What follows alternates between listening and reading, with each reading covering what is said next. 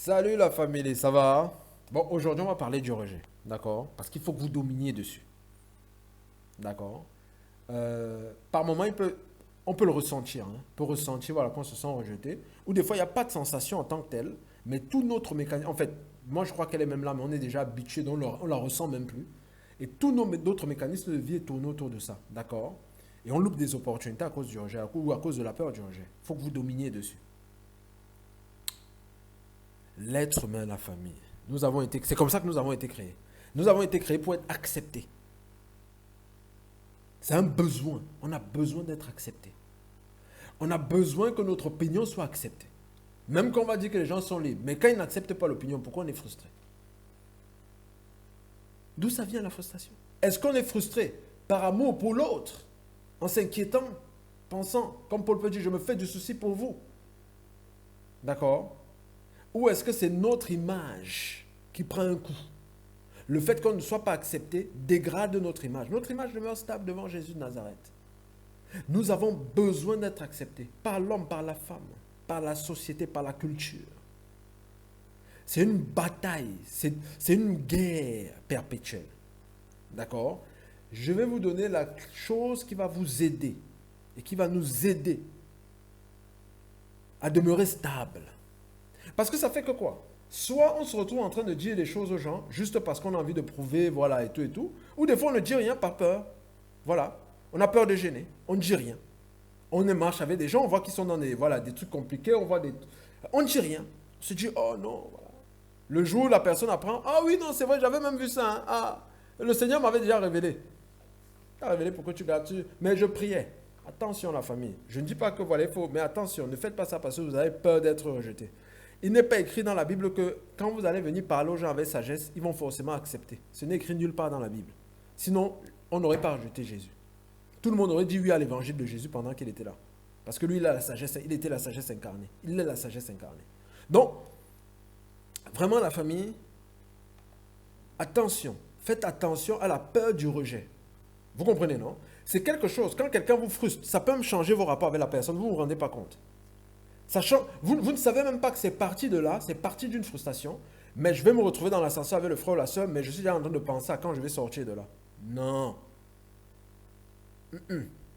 Par moment, ces réactions-là viennent du fait qu'il y a une frustration au niveau de l'âme. On n'est pas à l'aise avec la personne. Pensez toujours au Saint-Esprit. Est-ce que le Saint-Esprit est mal à l'aise avec les gens? Il n'est pas mal à l'aise. À l'aise. Vous comprenez? C'est très important. Le besoin d'être accepté. Non. Il n'y a rien. D'accord? Il n'y a rien. Pour sortir de là, pensez au regard de Dieu. Le regard de Dieu est plus grand que le regard de l'homme. Donc ça casse, ça détruit le regard de l'homme. Parce que ça vous produit sa vie. Dans le livre de Jean, Jean 5, il va dire quoi? Il va dire, vous n'avez pas l'amour de Dieu en vous. À partir du verset 30, allez lire un peu. Comment pouvez-vous croire, vous qui recherchez la gloire de l'homme, au lieu de rechercher la gloire qui vient de Dieu seul? Ça veut dire quoi? Ça veut dire que quand on cherche la gloire de l'homme, quand on cherche à être accepté par l'homme, nous sortons de la vie de Dieu. On ne se rend pas compte. Parce qu'il n'y a plus il n'y a plus la foi en Dieu. Donc on n'a plus sa vie, on n'a plus sa protection. On sort de sa protection, on sort de son bouclier. Donc du coup, on se retrouve en train de vivre les émotions qui ne sont pas les nôtres. Le rejet, subis en fait. Parce qu'on peut le vivre, mais on résiste à ça, c'est autre chose. Mais pas de ça. Là, on est en train de subir. Et ça modifie notre vie. D'accord? Non. Vivez le regard de Dieu. Vous êtes accepté par Dieu. Paul peut dire dans les Écritures, est-ce que je cherche encore la faveur des hommes? Galates 1, verset 10. Si je cherchais encore à plaire aux hommes, je ne serais plus serviteur de Christ. Dieu vous demande de lui plaire, de chercher à lui plaire seul. Pensez à lui seul dans votre tête d'abord. Commencez par là. Commencez à chercher à plaire à Dieu. Dites, je ne cherche pas à plaire à mon mari ou à ma femme. Ce n'est pas grave, pour un début. Je cherche à plaire à Dieu. Si je plais à Dieu, le reste se fera. Je cherche à plaire, ou bien le seul moyen pour moi de plaire à mon mari et à ma femme, c'est de plaire à Dieu. Si maintenant le mari ou la femme n'accepte pas, ou le frère ou la soeur, ce n'est pas votre problème. Ça va vous dégager la conscience parce qu'en général, vous savez que Dieu n'a pas de problème. Regardez, des fois vous allez savoir, les frères ou les soeurs sont en train de vous déranger, machin. Ah, vous êtes devant le Seigneur, hein.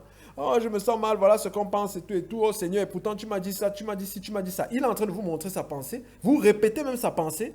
Mais sa pensée là n'est pas puissante pour vous donner la paix parce que vous n'êtes pas appuyé dessus. Vous êtes appuyé sur la recherche de l'approbation de l'homme, du frère et de la sœur. C'est ça. C'est pour ça que vous êtes mal. Alors que si vous posiez en disant que non, Père, je cherche à te plaire toi, et je m'arrête là. Les pensées là vont prendre vie en vous. Ça va vous dégager toutes les accusations qui sont à l'intérieur de votre cœur. Ça va vous libérer. Vous allez vivre une nouvelle vie.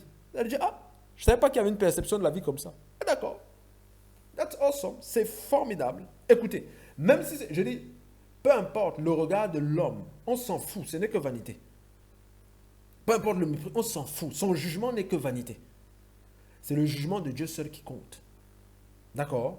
Galates 1, verset 10. Donc, première des choses, voilà, on va résumer, on va récapituler avec ça. Première des choses, reconnais déjà que c'est le rejet, que c'est un problème de rejet, qui te fait peut-être prendre des directs, qui te fait fuir des fois peut-être, voilà, éviter de parler, voilà, tu es tourmenté dans ton âme, mais tu es avec la personne, hein. La personne fait des bêtises, mais tu es toujours tourmenté en train de te plaindre des fois derrière, mais tu n'oses pas aller parler à la personne, tu as peur qu'elle te rejette.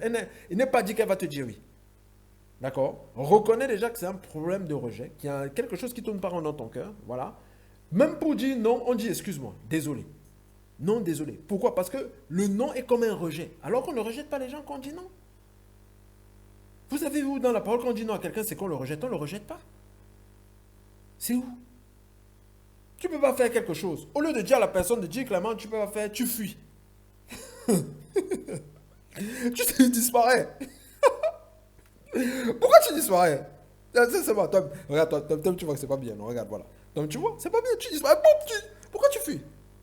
Tu peux pas, tu peux pas. Pourquoi? Les gens vont encore dire, oh machin, non, il faut que tu apprennes aussi à être stable avec ce que tu penses, ce dont tu es convaincu. Tu restes stable, tu ne bouges pas. Oh oui, mais tu es toujours comme ça, c'est pas grave.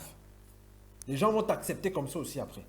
Parce qu'il y a des gens, ils disent clairement les choses aux gens, ils n'ont pas de problème. Dès qu'on va les voir, c'est que s'ils ont dit non, ils ont dit non. On ne parle même pas d'eux. Hein? Tu fuis, pourquoi tu fuis? Tu fuis pourquoi? Tu ne peux pas, tu ne peux pas. Point barre. Tu t'en fous du regard de l'autre. Le regard de l'autre, l'homme n'est que vanité. D'accord? Première des choses dont tu reconnais que c'est le rejet. J'ai un peu parlé de beaucoup de choses en même temps, mais voilà, en fait, du rejet, mais en touchant plusieurs points. J'espère que tu vas te trouver là-dedans. Tu vas te trouver, même pas, j'espère. Première des choses, tu reconnais que c'est le rejet. Deuxième des choses, dans ta tête, tu te dis que, écoute, c'est comme si c'est une accusation qu'on me met dans ton cœur. Tu dis que il n'y a point de condamnation pour ceux qui sont en Jésus-Christ. Je cherche à plaire à Dieu et non à l'homme. Point. Tu parles comme ça, là, la parole là va venir dégager ta conscience. Ça va te dégager ton âme. D'accord? Et rien qu'en reconnaissant que le problème là, que c'est un problème, rien qu'en reconnaissant que le rejet est un problème, c'est-à-dire ce n'est pas de Dieu. La sensation que tu es en train de vivre là, c'est démoniaque. D'accord? Rien qu'en reconnaissant comme ça, non, tu vas résister. Rien qu'en reconnaissant, déjà, ça va amener la lumière. Hein. Ça peut bien partir. Rien qu'en reconnaissant, c'est ça qui est en train de te tourmenter, ça peut partir. D'accord? Et si tu sens que ça résiste, tu ouvres la bouche, tu parles. Tu dis que non. Je ne peux pas accepter, je ne suis pas esclave de tel ou de tel. Tu nommes s'il le faut. Parce que des fois, les gens n'ont même pas de problème. C'est nous qui nous prenons la tête. Hein? Tu te trouves en train de fuir. L'autre n'a même pas le problème. Il dit que mais je ne comprends pas. Celui-là, il fuit même pourquoi il ne comprend pas. Des fois, il a déjà trouvé une autre solution. Il s'apprête même à t'appeler pour te dire non, finalement, j'ai plus besoin de toi. Tu fuis. Tu fuis quoi? Tu pars. Dis-moi pas. Faut pas fuir. D'accord? Voilà. Non, on va faire en 3 points. D'accord? On va faire en 3 points. Premier point, savoir déjà que le rejet est démoniaque. Vivre le rejet, la sensation de rejet, ce n'est pas de Dieu, ce n'est pas la sensation du royaume, parce que tu as été accepté. D'accord? Deuxième des choses, c'est reconnaître que c'est ça qui te dérange. Une fois que tu connais que la base est là, maintenant tu appliques ça au niveau de toi, tu dis, ah, c'est ça qui dérange. Et rien qu'en connaissant comme ça peut déjà commencer à agir. Troisième des choses, si ça résiste, tu ouvres la bouche, tu parles. S'il le faut, tu pries. Tu résistes violemment. Tu n'es pas esclave. C'est quoi ça? Pourquoi tu fuis? Pourquoi tu loupes les opportunités? Pourquoi tu n'oses pas dire les choses clairement aux gens? Oh non, c'est la sagesse. C'est pas la sagesse. Des fois, c'est pas la sagesse. Il y a des moments oui, il y a des moments non. C'est pas aussi parce qu'on dit tout le temps les choses aux gens que c'est forcément sage. Non. Des fois aussi, on peut chercher en train d'avoir une approbation, de montrer qu'on est Dieu. Inconsciemment, on ne sait pas. Donc, est-ce qu'on est en train de rechercher la gloire de Dieu ou bien on est en train de se mettre en avant? Le tout n'est pas dans le faire ou ne pas faire. C'est est-ce que je suis en train de rechercher la gloire de Dieu? D'accord? Donc voilà. Donc je vais te laisser avec cette affaire de rejet-là. Vraiment. Tu es accepté par Jésus-Christ. L'acceptation de Dieu est plus grande que celle des hommes. L'approbation de Dieu est plus grande que celle des hommes. Le regard de Dieu est plus grand que celui des hommes. Ça dégage ça, ça écrase ça. Le regard de l'homme n'est que vanité. L'acceptation de l'homme n'est que vanité. L'approbation de l'homme n'est que vanité. Et le jugement de l'homme n'est que vanité. Voilà, je te laisse avec ça. Ciao, ciao.